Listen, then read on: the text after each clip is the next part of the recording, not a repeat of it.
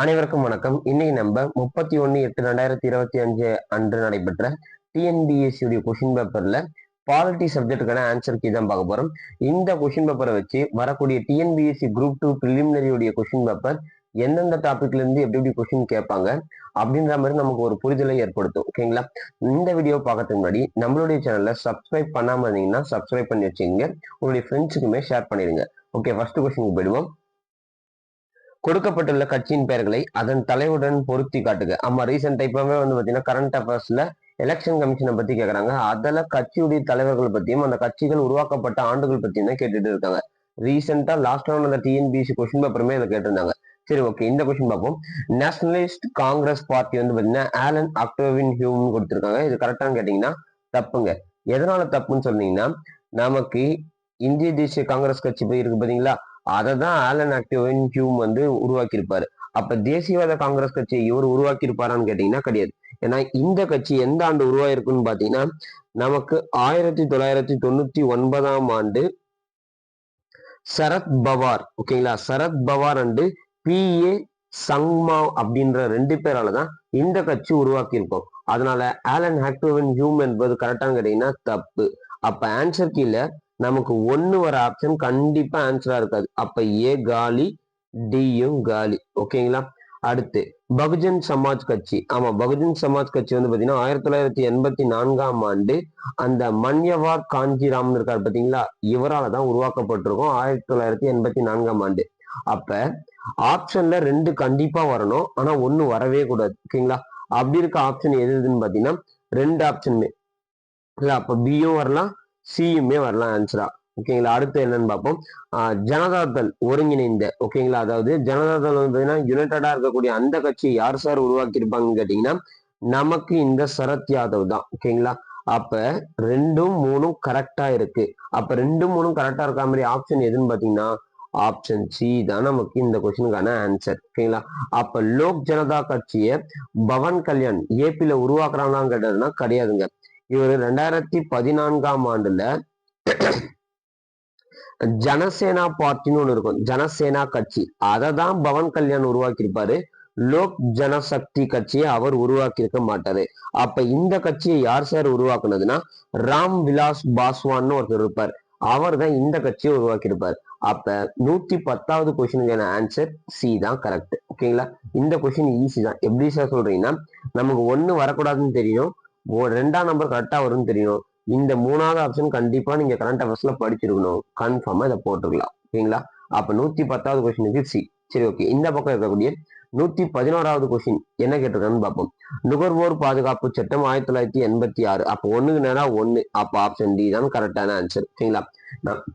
நல்லா பாத்துங்க. TNPSC question பேப்பர்ல ஒரு சில கொஸ்டின்ஸ் அதிகமா டைம் எடுத்துக்கும், ஒரு சில கொஸ்டின் 1 செகண்டை விட கம்மியா எடுத்துக்கும். அந்த மாதிரி கொஸ்டின் தான் இது. ஓகேங்களா? மத்த இருக்கிறது நமக்கு தெரியணும் அவசியமே கிடையாது. நுகர்வோர் பாதுகாப்பு சட்டம் அந்த கோப்ரா ஆக்ட் 1986 தெரிஞ்சிருந்தாலே இந்த கொஸ்டினுக்கான ஆன்சர். இருந்தாலும் அடுத்தடுத்த ஆப்ஷனுக்கு என்ன வரும்னு பார்த்துப்போம். தேசிய ஆணையம், அதாவது நேஷனல் கமிஷன் பாத்தீங்கன்னா நமக்கு 4th 2க்கு 4. ஓகேங்களா? அடுத்து பாத்தீங்கன்னா தேசிய மேம்பாட்டு அதிகார வரம்பு. தேசிய மேம்பாட்டு அதிகார வரம்பு பாத்தீங்கன்னா நமக்கு 3வது ஆப்ஷனுக்கு 30 நாட்கள் தான். மாநில மேல்முறையீட்டு வரம்பு 45 நாட்கள். அப்ப 1432 இந்த ஆப்ஷன் டி ஆப்ஷன் தான் நமக்கு கரெக்டாவே ஆன்சர் அமையுது. ஓகேங்களா? சரி, ஓகே, அடுத்த கொஸ்டின் பார்ப்போம். இந்த கொஸ்டின் 112வது கொஸ்டின் பாத்துங்க. இந்திய உச்ச நீதிமன்றத்தை பற்றிய சரியான கூற்றுகள். ஓகே, ஜனவரி 28 1950 ஆண்டு முதலில் செயல்பட தொடங்கியது. கரெக்டா சார்னா கரெக்ட் தான்.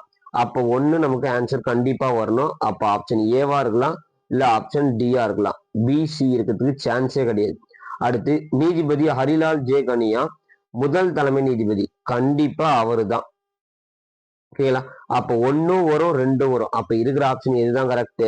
டி தான் கரெக்ட். அப்ப 3வது ஆப்ஷன் தெரிய வேண்டிய அவசியமே நமக்கு கிடையாதுங்க. ஏன்னா ஆப்ஷன்ல 1 2 3 அப்படின்னு 3 ஆப்ஷன் இருக்கிற மாதிரி ஒரு ஆப்ஷனே கிடையாது. அப்ப தற்போது உள்ள வளாகத்துக்கு 1988 ஆண்டு மாற்றப்பட்டதான்னு கேட்டா தப்பு.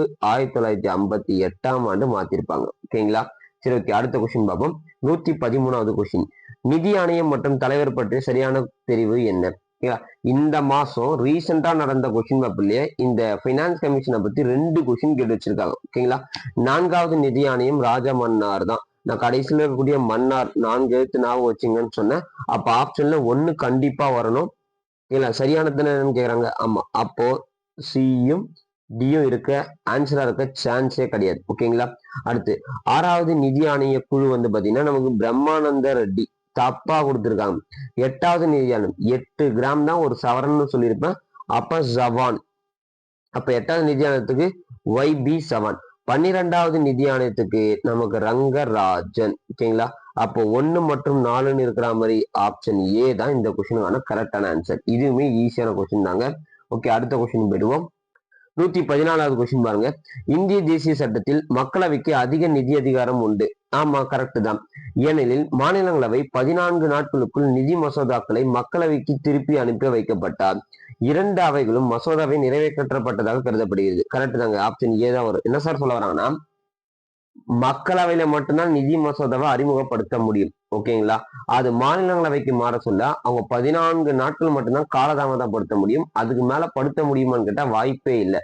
அதனால இது திரும்ப மக்களவைக்கு வர சொல்ல சட்டமாக தான் மாற்றப்படுமே தவிர்த்து அதை தள்ளுபடி பண்ற ரைட்ஸ் இருக்கான்னு கேட்டா கிடையாது. அப்போ ஆப்ஷன் ஏ தான் இதற்கான கரெக்டான ஆன்சர். ஓகே, 115வது கொஸ்டின் பார்ப்போம். இந்திய வாரிசுரிமை சட்டம், இந்து வாரிசுரிமை சட்டம் 1965 கொடுத்திருக்கான், தப்பு. இது 1956. ஓகேங்களா, அடுத்து அரசியலமைப்பு உரிமை தீர்வுனா 32 கரெக்ட். அப்ப 2 இருக்கிறது ஆன்சரா வரும், 1 வரவே கூடாது.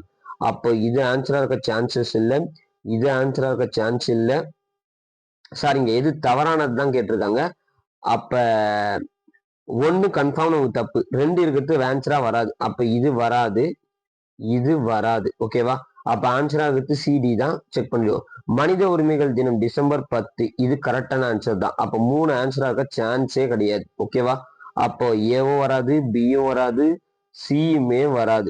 தகவல் அறியும் உரிமை சட்டம் 2000 கொடுத்திருக்கான், தப்பு. 2005ஆம் ஆண்டு அக்டோபர் 12. ஓகேங்களா, அப்ப ஆப்ஷன் வந்து பாத்தீங்கன்னா நமக்கு டி, அதாவது 1 கரெக்டா தப்பா இருக்கு, 4வதுமே தப்பா இருக்கு. அப்ப ஆன்சர் டி தான் நமக்கு கரெக்டான ஆன்சர். இதுவே ரொம்ப ஈஸியான கொஸ்டின் தான். ஓகே, அடுத்த கொஸ்டினுக்கு பார்ப்போம். இந்த கொஸ்டின் பாருங்க. பின்வருவற்றை பொறுத்துக. ஓகேங்களா, தீண்டாமை ஒழிப்பு. ஓகேங்களா, நமக்கு அந்த அபாலிஷன் ஆஃப் அன்டச்சபிலிட்டினா 1க்கு சி, ஐ மீன் 3. 1க்கு 3 வரா மாதிரி ஒரே ஆப்ஷன் ஏ தான். அப்ப இதுக்கு டைமே தேவைப்படாது எக்ஸாம் அல்ல. ஓகேங்களா, இருந்தாலுமே அடுத்த ஆப்ஷன் என்ன பார்ப்போம். கல்விச்சாரா பட்டங்கள் ஒழிப்பு 2க்கு 4. வயது வந்தோர் வாக்குரிமை 326. அடுத்து அரசு கொள்கை வழிகாட்டு நெறிமுறைகள் டிபிஎஸ்பின்னு வந்தா ஆர்டிகல் நம்பர் 39. ஓகேங்களா, அப்ப கரெக்டான ஆப்ஷன் ஏ தான். ஓகே, அடுத்த கொஸ்டின் பார்ப்போம். பிராந்திய மாநில கட்சிகள் அங்கீகாரம் பெறுவதற்கு தேர்தல் ஆணையம் விதி. பாத்தீங்களா, எலெக்ஷன் கமிஷன்ல இதோட 2வது கொஸ்டின் கேக்குறாங்க. ஓகேவா, மாநில சட்டப்பேரவைக்கான தேர்தலில் செல்லத்தக்க வாக்குகளில் குறைந்தபட்சம் 3% வாக்கு கொடுத்திருக்கான், தப்பு. நம்ம மினிமம் 6% வாக்கு வாங்கியிருக்கணும். ஓகேங்களா, அப்போ 1 ஆன்சரா வர சான்ஸே கிடையாது. ஏன்னா அவங்க எது சரியானது தான் கேட்டிருக்காங்க. ஓகேவா, அப்ப ஆப்ஷன் ஏ வர சான்ஸ் இல்லை. அடுத்து 25 தொகுதிகளுக்கு ஒரு மக்களவை தொகுதி அல்லது சட்டப்பேரவை தேர்தலில் குறைந்தபட்சம் 2 தொகுதிகளில் வெற்றி பெற வேண்டும். இது கரெக்ட், 2 வரும். அப்ப 2 வரா மாதிரி 2 ஆப்ஷன் இருக்கு, இது இது. அப்போ டி வர சான்ஸ் இல்லை. அடுத்து மாநில சட்டமன்ற மொத்த தொகுதிகள் 6% தொகுதியில் வெற்றி பெற வேண்டும். 6% தொகுதியில வெற்றி பெறணுமான்னு கேட்டீங்கன்னா ஆமாங்க. அப்ப நமக்கு ஆப்ஷன் பி தான் கரெக்டான ஆன்சர். இந்த கொஸ்டின் பார்ப்போம். கீழ்கண்ட சட்டங்களை காலவரிசைப்படுத்துக. இந்திய தண்டனை சட்டம் 1860. அடுத்து வழக்கு பிரிவு வருமான வரி சட்டம், இது வந்து இன்கம் டாக்ஸ் ஆக்ட் வந்து பாத்தீங்கன்னா 1961. அப்போ 1 2 இருக்க மாதிரி பாம்பே. அடுத்து ஊழல் தடுப்பு சட்டம் 1988. அடுத்து பண மோசடி தடுப்பு சட்டம் 2002. அப்போ 1 2 3 4 தான் இருக்கு. ஆனா ஆப்ஷன்ல 1 2 4 3 கொடுத்து வச்சிருக்காங்க. அது என்னன்னு பார்ப்போம். அப்படி இருந்தா கூட இந்த ஊழல் தடுப்பு சட்டத்தை 2018 வந்து பாத்தீங்கன்னா கரெக்ஷன் பண்ணிருப்பாங்க. அதனால வேணா இது வந்து 3 அந்த 3வது இடத்துல பண மோசடியாகவும் ஊழல் தடுப்பு சட்டத்தை 4வது இடத்துலயும் கொடுத்துருக்கலாம். ஒருவேளை இது ஆன்சருக்கு தப்பாவும் இருக்கலாம். ஆனா நமக்கு ஃபர்ஸ்ட்ல இருக்கக்கூடிய 2 வச்சு பார்த்தா ஆப்ஷன் பி தான் கரெக்டா அமையும். ஓகேங்களா, சரி ஓகே, அடுத்த கொஸ்டின் பார்ப்போம். வாக்களிக்கும் வயது 21 18 குறைக்கப்பட்டது 1988 61வது அமெண்ட்மெண்ட். அப்போ 1:2 ஒரே ஆப்ஷன் ஏ. ஓகேங்களா? மின்னணு வாக்குப்பதிவு இயந்திரம் தேர்தலில் பயன்படுத்தப்பட்டது 1989. கட்சி தாவல் தடை சட்டம் 1985. வெளிநாடு வாழ் இந்தியர்களுக்கு வாக்குரிமை வழங்கப்பட்டது 2010. அப்போ ஆப்ஷன் ஏ தான் இந்த கொஸ்டினுக்கு சரியான விடை. அடுத்த கொஸ்டின் பார்ப்போம். Question number 166. இதுல என்ன கொடுத்திருக்காங்க? 73வது அரசியலமைப்பு சட்டம் ஒரு புதிய பகுதி 9 இந்திய அரசியலமைப்பில் சேர்த்தது. கரெக்ட் தான். காரணம், இது அரசியலமைப்பில் புதிய அட்டவணையாக 11வது அட்டவணையை சேர்க்கப்பட்டது. ஆமா, அமெண்ட்மெண்ட் மூலியமா எடுத்துட்டு வந்து 9வது பகுதியை ஆட் பண்ணிருப்பாங்க 73 1992. அப்ப இது கரெக்டா சார்னு கேட்டீங்கன்னா சரியான விளக்கம் தான். அப்ப option B. Option B. Okay, question number 167. சட்டப்பிரிவு 38, அதாவது டிபிஎஸ்பியை பத்தி கேக்குறாங்க. 38வது நம்பர் என்ன சொல்லணும் பாத்தீங்கன்னா, நமக்கு என்னது அரசியல், பொருளாதாரம், சமூகம் இது ரெண்டுல ஏற்றத்தாழ்வுல பார்க்க கூடாது. அதாவது சமூக நல அரசை ஏற்படுத்த வேண்டும் அப்படின்ற மாதிரி கொடுத்திருக்காங்க. ஆனா அந்த மாதிரி இங்க கொடுத்திருக்காங்க, சட்டத்தின் முன் அனைவரும் சமம்ன்ற மாதிரி கொடுத்திருக்காங்க. சமூக நலமன்றத்தை நம்ம சட்டத்தின் முன் அனைவரும் கூட எடுத்துக்கலாம். ஓகேங்களா? இந்த ஆப்ஷனை பொறுத்து, ஆனா எனக்கு தெரிஞ்சு இந்த கொஸ்டினே தப்பு தான். ஓகேங்களா? அப்ப இந்த ஆப்ஷனை வச்சு நான் 1:1 தான் கொடுப்பேன். அப்ப ஏ.